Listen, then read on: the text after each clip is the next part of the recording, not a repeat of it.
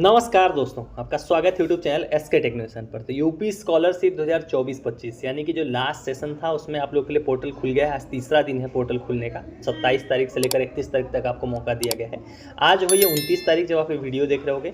तो सवाल देखो, एक जो है कि इस पर मैं ऑलरेडी हालांकि पहले बात कर चुका हूँ, लेकिन उसके बावजूद आज तीसरा दिन है। इसमें एक बहुत बड़ा सवाल आपके मन में है कि आखिर में जो पोर्टल खुला है इसमें ऑनलाइन आवेदन किसको करना है। अलग अलग टाइप के आप लोग के स्टेटस हैं। किसी का स्टेटस ऐसा पेंडिंग है, किसी का ब्लॉक हो गया था, किसी का यहाँ पर कुछ और ऐसे कारण लिखे गए थे जैसे हाई स्कूल बोर्ड हो गया, या फिर यहाँ पर किसी का ऐसा भी था कि वेरीफाई लिखा गया हो, जैसे इस तरीके से। तो सवाल ये है कि आखिर में आवेदन इसमें किसको करना है और किसको नहीं करना है। ये बहुत बड़ा एक डाउट है आप लोग के मन में कि किनको आवेदन नहीं करना है, किनको आवेदन करना है तो फ्रेश करें कि रिन्यूअल करें। तो ऐसे आप लोग के जितने डाउट हैं इस वीडियो के अंदर मैं कोशिश करूँगा कि अपनी साइड से मेरा जितना एक्सपीरियंस अनुभव है उस हिसाब से क्लियर कर दूँ। रीज़न क्या है, मैं एक्सपीरियंस अनुभव का नाम इसलिए लेता हूँ क्योंकि इन्होंने जितने भी टाइम टेबल या शेड्यूल आपने देखा होगा समाज कल्याण ने जारी किया है, उसमें कहीं पर भी ये बिल्कुल नहीं लिखा गया कि कौन से स्टेटस वालों को आवेदन करना है, कौन से को नहीं करना है, किसको फ्रेश करना है, किसको रिन्यूअल करना है।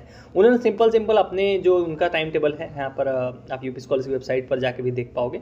तो उसमें यहाँ पर उन्होंने सिंपल ये सब चीज़ें नहीं लिखी हुई हैं। यहाँ पर डायरेक्टली जो है कि इन्होंने क्या बता दिया है कि कब से कब तक पोर्टल खुलेगा। ये देखिए यहाँ पर क्या लिखा है इन्होंने। यहाँ पर सिंपल लिख दिया है इन्होंने कि जो वंचित रह गए हैं 24-25 में दसमोत्तर छात्रवृत्ति योजना अंतर्गत वंचित समस्त वर्गों के छात्रों के लिए पोर्टल खोले जाने के संबंध में। इसमें ये बिल्कुल नहीं लिखा गया कौन से स्टेटस के लिए क्या करना है। ये सब चीज़ें जो आप लोग के डाउट हैं वो इसमें नहीं लिखा गया है। तो ऐसे में सवाल ये है किसको करना है किसको नहीं करना है, अपने लेवल पर ही आपको खुद डिसाइड करना पड़ेगा। तो वीडियो को फटाफट लाइक कर दीजिए, चैनल को सब्सक्राइब नहीं कर रखा है। देखो आपको सही इन्फॉर्मेशन, सटीक इन्फॉर्मेशन चाहिए बिना किसी समस्या के, तो तुरंत सब्सक्राइब करके रख लीजिए। चलिए लाइन से बात करते हैं आखिर में किसको आवेदन करना है किसको नहीं करना है। देखो जैसा मैं इसमें बता रहा था कि अभी आप अपनी स्क्रीन पर देख रहे हो, ये टाइम टेबल है, शेड्यूल है जो समाज कल्याण ने स्वयं जारी किया, जिसमें सारी तारीख आप देख सकते हो किसको क्या करना है, कब से कब तक क्या होगा। तो इसी में आपको यहाँ पर देखो छात्रों द्वारा रजिस्ट्रेशन ऑनलाइन आवेदन 27 से 31 तक लिखा गया, जो अभी फिलहाल पोर्टल खुला हुआ है। आज 29 तारीख हो गई है। तो इसमें ये नहीं लिखा हुआ है किसको आवेदन करना है किसको नहीं करना है, किसको रिन्यू करना है किसको फ्रेश करना है। कहीं भी आप देखोगे तो वो चीज़ आपको देखने को नहीं मिलेगी। सिंपल लिखा गया है कि जिनका भी पैसा नहीं आया है, देखो यहाँ पर लिखा है ना कि जिन लोगों का जो है कि वंचित, जो समस्त वर्गों के वंचित छात्र, मतलब जिन लोगों का भी 2024-25 में पेमेंट नहीं आया उन सभी के लिए ऊपर जो है कि पोर्टल ऊपर जो तारीख लिखी गई है उस हिसाब से कार्रवाई करने जाने की बात कही गई है। तो सवाल ये है कि आखिर में आवेदन किसको करना है। देखो ये जब इसको खोला गया तो जो मेन कारण था सभी का वो था कि जो आप लोगों में से बहुत सारे लोगों के स्टेटस जो है कि लास्ट ईयर ऐसे हुए थे लास्ट सेशन में जिनका ब्लॉक हो गया था। ब्लॉक का मतलब होता है कुछ इस तरीके से, मैं आपको एक दो स्टेटस भी दिखा देता हूँ कि ब्लॉक मतलब यहाँ पर कहना क्या चाह रहे हैं। तो ब्लॉक का मतलब होता है इस तरीके से, block due to master fee not found. तो ये इसलिए हुआ था कि आप जिस कॉलेज में पढ़ते थे, जिस यूनिवर्सिटी में पढ़ते थे, उन्होंने क्या किया था, मास्टर डेटा अपना लॉक नहीं कराया था। तो जिन लोगों का भी आप में से ऐसा दिख रहा होगा यहाँ पर ब्लॉक हुआ हो या अन्य, मतलब ऐसा जरूरी नहीं कि यही सेम ब्लॉक एग्जैक्ट ऐसा नहीं, और भी कारण से जैसे यहाँ पर ब्लॉक हुआ हो कि आपका मास्टर की नॉट फाउंड हो गया, ब्लॉक कर दिया गया और कारण से अपडेटिंग एजेंसी से ऐसा हो गया, मतलब ब्लॉक अगर आपका हुआ तो आपको आवेदन करने की ज़रूरत है। मतलब आपको ऐसे लोग जितने भी जिस तरीके के जिनका भी ब्लॉक हुआ है उनको क्या करना है, उनको आवेदन करना है। ऐसे जितने भी लोग हैं जिनका ब्लॉक हुआ है उनको आवेदन करना पड़ेगा। इनके जो है कि ये आप जितने भी न्यूज़ भी एक दो मैंने स्टार्टिंग में कवर किए थे आज के 10-15 दिन पहले जब ये पोर्टल खुले जाने की बात की गई थी, तो आप पुरानी वीडियोज़ में देखो मैंने वहाँ पर एक दो न्यूज़ चैनल बाकी चीज़ों से मैंने पढ़ा भी था। उस टाइम आपको दिखाया भी था कि ऐसे लोगों को तो कंफर्म आवेदन करना है जिनका ब्लॉक हुआ है। सवाल है कि फ्रेश करोगे कि रिन्यूअल करोगे। देखो आप जब लास्ट ईयर में जिस हालत में थे आपको उसी को फॉलो करना है। मतलब आप 24-25 में हो सकता है आपका पहला साल रहा हो तो आप क्या फ्रेश के लिए बस एलिजिबल रहोगे। 24-25 में हो सकता है आप फर्स्ट ईयर में रहे हो और आप सेकेंड ईयर में हो, ये फर्स्ट ईयर का भरा जा रहा है। तो सिंपल सी बात है, आपको फ्रेश ही भरना पड़ेगा, रिन्यू नहीं करना है आपको।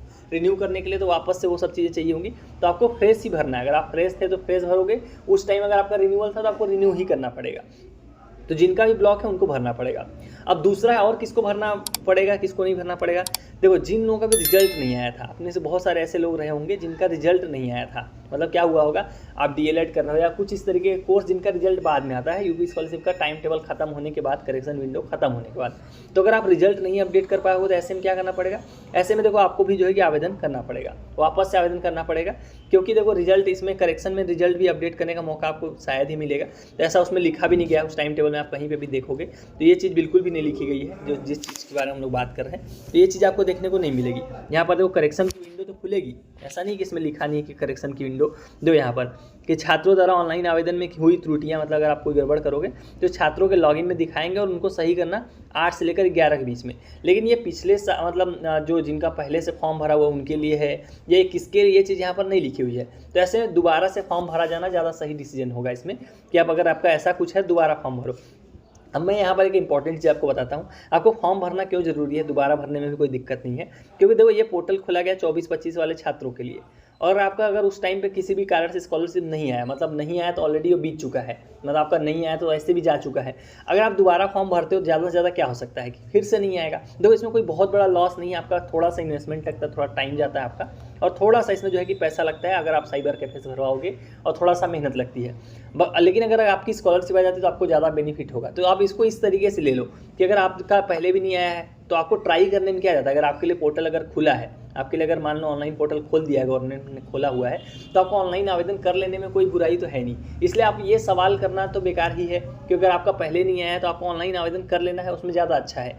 थोड़ा सा ही आपका इसमें कोई बहुत ज़्यादा मेहनत नहीं लगती है, थोड़ा मेहनत लगती है, थोड़ा सा आपका हो सकता है पैसा लगेगा। आप साइबर कैफे वगैरह से डलवाओगे, अगर आपको दूर थोड़ा जाना पड़े हार्ड कॉपी सबमिट करने कॉलेज, तो थोड़ा सा इन्वेस्टमेंट तो लगता है। लेकिन अगर उसके बाद आपकी स्कॉलरशिप आ जाती है तो आपका पूरा इन्वेस्टमेंट कवर हो जाएगा, क्योंकि आपको उससे कई गुना ज़्यादा स्कॉलरशिप आपका पैसा जो है कि मिलेगा। तो आपको इस वे में लेना है इसको कि बहुत बड़ा काम तो है नहीं, अगर पोर्टल खुला है तो ऑनलाइन आवेदन करने में कोई बुराई है नहीं। ज़्यादा से ज़्यादा क्या करेंगे, मान लो अगर आपको कोई डाउट भी है कि मुझे करना है या नहीं करना, तो ये इसका पहली बात तो 24-25 का 25-26 से कोई लेना नहीं है। आपको बहुत लोगों को ये कन्फ्यूजन रहेगी अगर मैं 25-26 में मैंने भरा है और 24-25 में मैं भरूँ तो उसके कोई गड़बड़ तो नहीं होगा।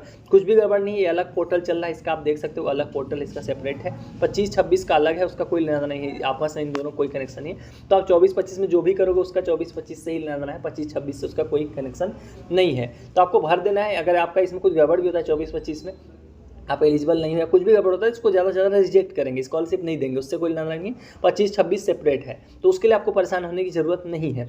अब दूसरा, और आपको कुछ जो स्टेटस देख के मैं थोड़ा समझा देता हूँ जिससे जो है कि चीज़ें क्लियर हो जाए।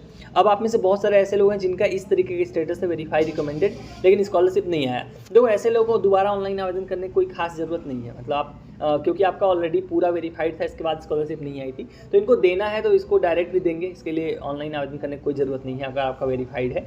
ऐसे में कोई मतलब इसमें कुछ ऐसा है नहीं जो आपको दोबारा से ऑनलाइन आवेदन करने की जरूरत है। यहाँ पर देखो सेम वही वाला है, block due to not fulfil admission criteria, block हुआ है दोबारा ऑनलाइन आवेदन करना है। इसमें सेम वही जो मैंने बताया था आपको स्टार्टिंग में कि ब्लॉक है तो आपको करना है। अब इस तरीके से कुछ आपका रहा हो, high school board data not match, जो भी होगा, तो ऐसे केस में भी आप दोबारा ऑनलाइन आवेदन करने में भलाई है, क्योंकि इसको दोबारा मुझे नहीं लगता है लोग चेक करेंगे, दोबारा देखने वाले हैं। तो दोबारा ऑनलाइन आवेदन करो, ज़्यादा सही रहेगा अगर आपका ऐसा कुछ भी स्टेटस दिखाई दे रहा है तो।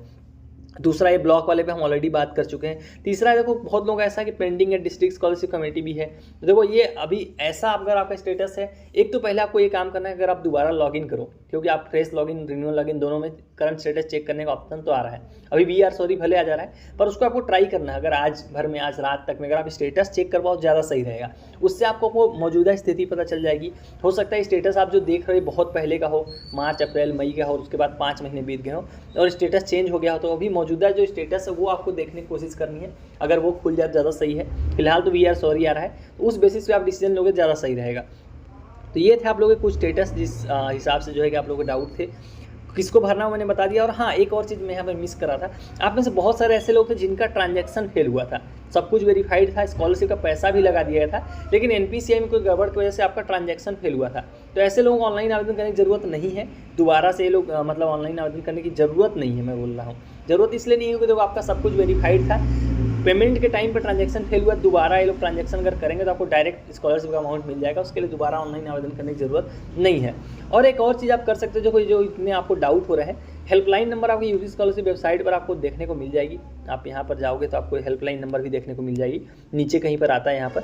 तो उस हेल्पलाइन नंबर पे आप जो है कि कांटेक्ट करके अगर आप डायरेक्ट इनसे बात कर पाओ तो ज़्यादा अच्छा रहेगा, क्योंकि आपको फिर ज़्यादा इन्फॉर्मेशन मिल पाएगी। जैसे यहाँ पर अलग अलग बैकवर्ड क्लासेस के लिए और उनके लिए सबके लिए तो इनकी अलग अलग वेबसाइटें हैं, उन पर जाओगे तो आपको हेल्पलाइन नंबर भी आपको देखने को मिल जाएगी।